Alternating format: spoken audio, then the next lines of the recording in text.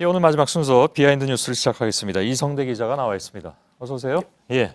자, 첫 번째 키워드를 엽니다. 자, 비겁자 소리들은 형이라고 정해봤습니다. 예. 자, 어제 윤상현 의원이 지역구를 바꿔달라고 전화를 해가지고 형이라고 불렀던 사람 있죠? 예. 바로 오늘 많이 나왔는데 김성애 전 의원인데요. 오늘 비겁하다는 소리를 들었습니다. 예. 어제까지만 해도 김성애 전 의원의 이름을 밝히기 조금 어려운 상황이었는데 뭐 그냥 바로 밝혀지더군요. 예. 오늘 이렇게 이름이 다 나왔으니까요. 그렇습니다. 예. 비겁자라는 비판은 역시 친박 측에서 나온 것일 테고. 그렇습니다. 이제 통화를 녹음하고 또 공개하는 건 비겁한 행위다라는 얘기고요. 또 아까 일부에서 이지은 기자가 직접 전하기 좀 불편했다라고 표현했던 표현이 있습니다. 예. 인간 쓰레기다 이런 표현까지 했는데요. 직접 들어보시죠. 예.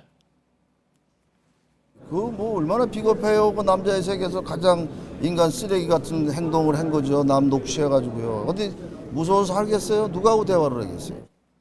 예. 그 정치권에서는 지금 이게 공천 개입이라고 다 비판을 하고 있는데 유독 친박계에서는 공천 개입이 아니라 그냥 대화일 뿐이었다라고 주장하고 있는 겁니다. 예. 그 이지은 기자가 차마 못 전하는 거를 이성대 기자는 그냥 막 전하는군요. 알겠습니다. 김 전 의원이 어떤 사람인가 누군가 기억이 안 나거나 모르는 분들도 계실 것 같은데. 그렇습니다. 잘 모르시는 분 많을 텐데요. 18대 국회의원이자 대표적인 친이계 인사입니다. 그리고 또 특히 그 누구보다도 남자의 세계에 어울리는 정치인인데요. 아까 그 표현대로. 그렇습니다. 예. 육사 럭비 선수 출신으로 힘이 장사로 알려져 있습니다. 상남자인 거죠, 한마디로. 특히 2010년 예산안 처리 당시에 그 혁혁한 공을 세워서 그 활약상 빼놓을 수 없는데요. 예. 잠깐 보면서 좀 설명을 드리겠습니다. 예. 자, 당시 영상인데요. 갑자기 가서 주먹질을 하는 거죠. 강기정 의원을 한 대 때렸습니다. 자신도 미리 먼저 맞았다고 지금 항의를 하는 건데, 자, 강기정 의원이 뒤쫓아가가지고 맞대응을 해보려고 하지만 역부족입니다. 당시 유명했던 무슨 의원 간의 폭력 사태였는데요. 예. 예.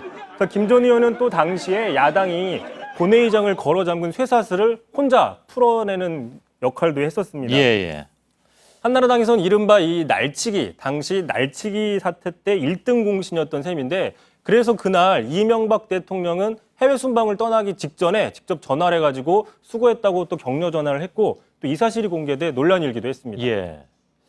아, 그 옛날 일이 다 이렇게 기억이 나는군요. 근데 강기정 전 의원은 좀 미안한 얘기지만 본인은 어떻게 받아들일지 모르겠는데 상대는 안 될 것 같습니다. 체격으로 놓고 볼 때는. 당시 아무튼 괴력의 정치인으로 한창 그 언론에 오른 기억 다들 나실 것 같습니다. 2012년 총선 앞두고 공천을 못 받았습니다. 네, 2012년 당시에는 박근혜 비대위 체제에서 친이계들이 줄줄이 낙마를 하는 상황이었는데 예. 당시 김 전 의원도 하위 25% 컷오프에 걸린 게 아니냐는 추측이 나오는데요. 자, 어쨌든 어제 공개된 윤상현 의원의 통화 내용을 보시면 그 이런 얘기가 나오죠. 자, 별의별 것을 다 알고 있다. 뭐 이런 압박을 하는 장면이 나오는데 예. 이 별의별 것이 뭔지에 대해서 또 많은 그 궁금증들이 생겼습니다. 그랬겠죠. 아마 이것이 그 중에 하나가 아니냐라는 지금 분석들이 나오는데요. 자, 지난 국감 당시 얘기입니다. 김 전 의원이 지역난방공사 사장 시절에 자신의 매제나 또 육사 동기 등 측근들을 특혜 채용했다는 의혹이 일었습니다. 예. 또 인사 규정에도 없이 수행비서를 특혜 채용하고 고액 연봉을 줬다는 논란도 불거졌었습니다. 예. 요즘 뭐 친인척 채용 논란이 한창 시끄러운데 맥이 닿는 얘기일 수도 있겠군요. 다음 키워드는요.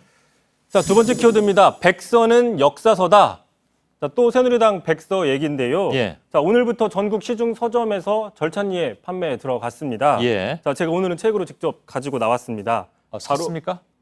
예, 예. 예, 이 책인데요. 이 책인데 여기에 이제 총선 참패 책임자로 실명이 거론된 김무성 전 대표가 이 백서 책에 대해서 상당히 불쾌한 반응을 드러냈습니다. 예. 자, 직접 한번 들어보시죠. 백서란 거는 역사서거든요. 역사기 때문에 그 역사가 왜곡된 표현이 있다면 그것은 바로 잡아야 된다. 그래서 지금 현재 보고 있는 중입니다.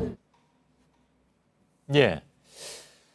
사실 그 책은 저도 좀 봤습니다. 오늘 받아서 봤는데 그 뒤에 보니까 왜 그 서평이 이렇게 있잖아요. 몇 사람이 이렇게 쭉 적는데 그 서평 중에 이름을 안 밝힌 사람들도 있던데요.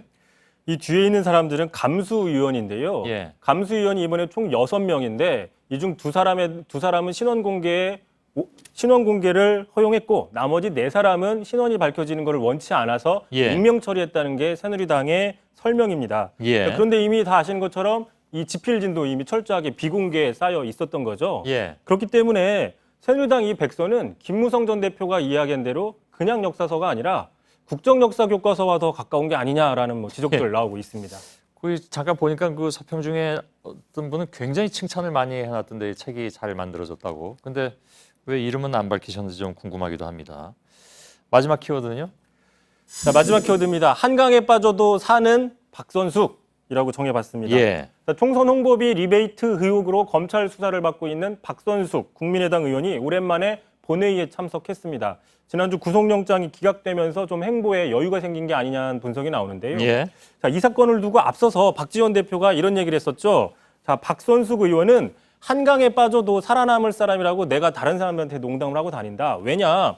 핸드백에 들은 게 없어서 가벼워서 떠오르기 때문이다. 예. 하면서 참 청렴결백하다는 점을 이렇게 농담을 했다는 건데 예. 어쨌든 이번 주에 검찰은 불구속 기소를 할 거란 전망들이 나오고 있어서 예.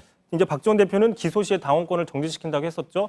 그 규칙을 봐야 될 것 같습니다. 예. 알겠습니다. 이성대 기자와 함께 비하인드 뉴스를 진행했습니다. 수고했습니다. 예.